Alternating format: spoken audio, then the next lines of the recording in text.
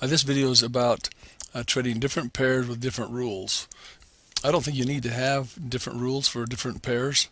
I've heard for years that become good at one or two currency pairs and then learn how they flow, how the news affects them, and how they're going to trade.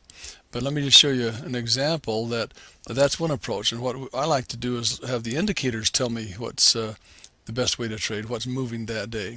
So for example, here we're on the euro dollar, and there was a good move started. If this is between these two vertical lines, if this is your trading time, then there was some good entries, and you could manage it with some kind of a stop loss that way.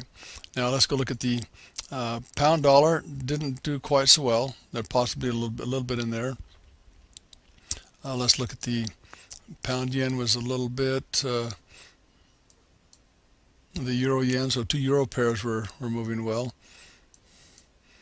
Here the pound Aussie, so the pound pairs weren't moving as well as the European pairs, and so if you're only trading the pound dollar and the euro dollar, then you might have gotten a good move on one or the other. But there are three other pairs we've looked at that had good moves that day. So that's why we say become good at some indicators. Let the indicators tell you what's moving that day. That'll greatly increase the amount of money that you can make.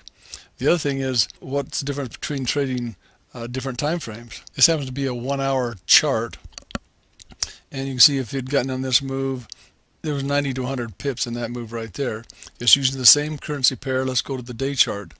Okay, you can see that the day chart had a couple of moves, but if you'd gotten in right in here with some good entry signals, you're looking at maybe 400 pips. Basically, larger time frames mean larger number of pips. Yes, you have to wait, but you don't have to work as hard and you can make more pips. So my take on it is become good at indicators, not necessarily good at one or two currency pairs, and trade the larger time frames if you want to make the bigger pips. You got to get good at it though. You have to practice it. So you might start out with smaller time frames until you feel comfortable, then move to the larger time frames. So thanks for watching this video, and maybe we'll talk to you another time.